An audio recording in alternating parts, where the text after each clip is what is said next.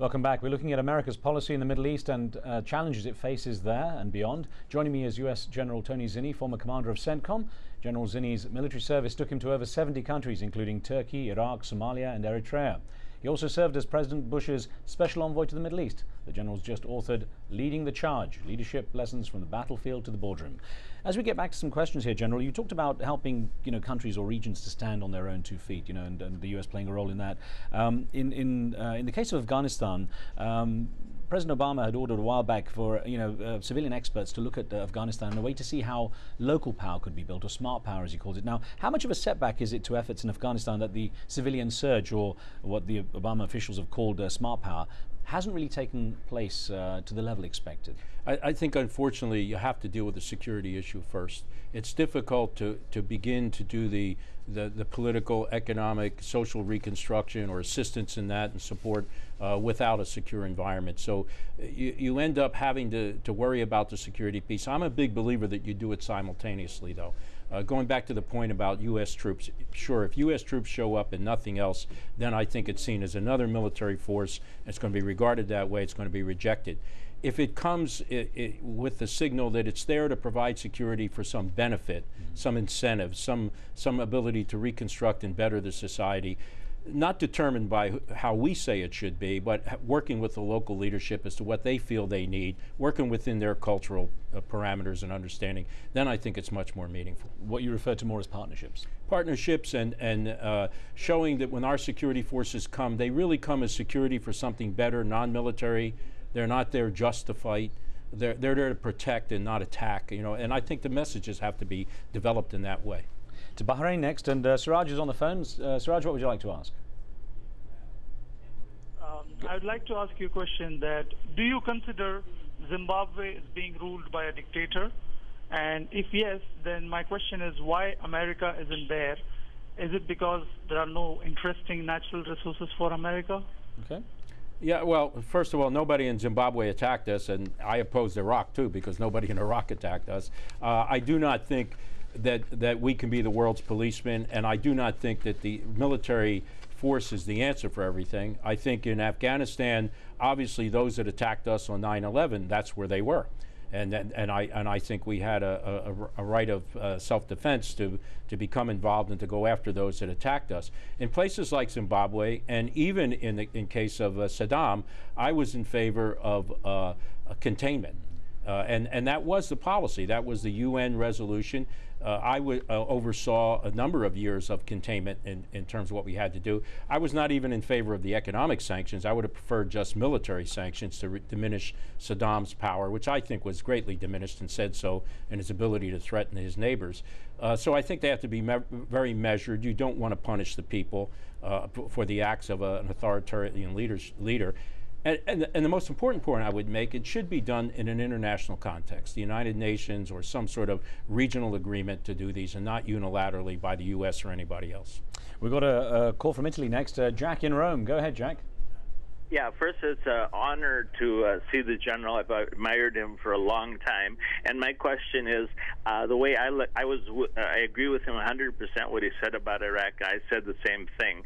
But now the only way is if Iran opens their clenched fists and reaches out to Obama with Iran and America, is it possible that we can get peace and stability in Afghanistan and in Iraq, because Iran is a major player. We have to accept that, like Obama, our president, is asking. Okay. Yeah, and I'm encouraged a little bit by the latest news that Iran has now agreed to some talks, and I think the German Prime Minister and others have begun a dialogue.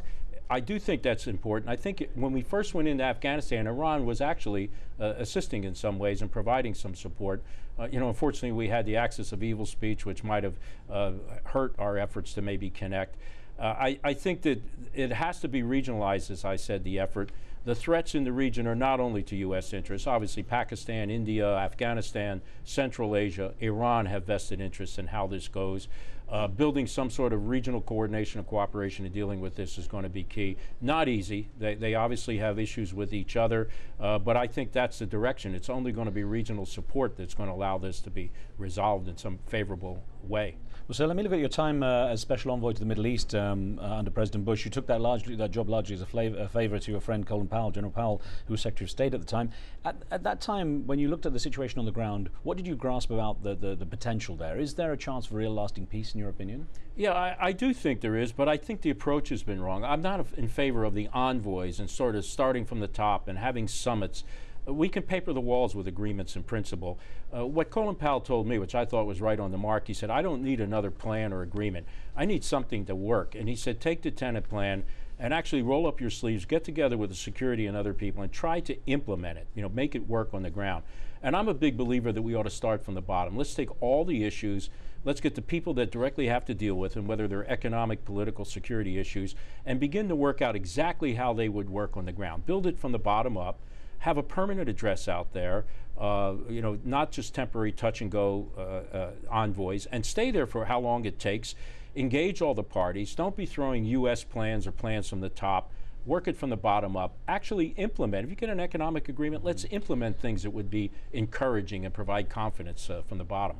Of course, while things stay without any kind of framework or formal framework, it seems things get much worse, as we saw with Gaza, and of course we see with the settlements. Now, it's interesting that on the issue of settlements, the Israeli government has said that there was an agreement, as they put it, with the Bush administration to continue with the settlements. Secretary of State Hillary Clinton's looked into that, dismissed it clearly, in spite of all the challenges. And from your time as Special Envoy there, did you ever know of any special kind of agreement or understanding? I knew of no special agreement. Settlements were a concern for us. Expansion of settlements, certainly they were not to the internal growth was certainly not to the capacity of the settlement, so there was no rationale for it. It's even opposed not only to UN resolution but also to internal Israeli, I believe, law about expansion. And so it becomes a troubling part, and you're unable then to get any traction. Just like the violence on the other end, I'm not trying to equate those, but when things begin to happen that are working counter to anything positive on the ground, they diminish the confidence building that you can get. For example, 4 cities now have been turned over to Palestinian security, as I understand, a number of checkpoints removed. I know it's a small beginning, but you're not going to get anything positive out of that if the other parts are not, that work against that, are not removed. So, looking at the way the U.S. moves forward, there was an email that came in from West Virginia, from David, who says, the neocons took us to war in Iraq, and they wanted to take us to war in Iran. Obama has made Dennis Ross, a neocon, his point person on Iran. With the deadline looming for talks, could the neocons push us into war again? Well, I doubt it. I mean, they had their moment. Unfortunately, they were the only ones with a strategy when we were caught at 9/11, so I think the appeal to someone, it was a flawed strategy in my mind, this idea that the road to Jerusalem led through Baghdad and we were going to fairy dust the democracy in Iraq overnight. I mean, obviously it was tremendously flawed, but they were ready with it. They had it. I think President Bush was looking for a dramatic move. I think one of the mistakes he made, beside the military mistakes and the misjudgment of what it would take, was believing that the conditions on the ground would allow that. I think had he made the strategic case rather than the WMD case, he might have had more popular support. Going to the WMD was a tremendous mistake. The intelligence was never there, and the program was never there. And so therefore the strategy was discredited from the beginning. But it was a flawed strategy. I think the neocons have been recognized to having had and created that flawed strategy. I don't see a comeback and an adoption of another like strategy toward Iran.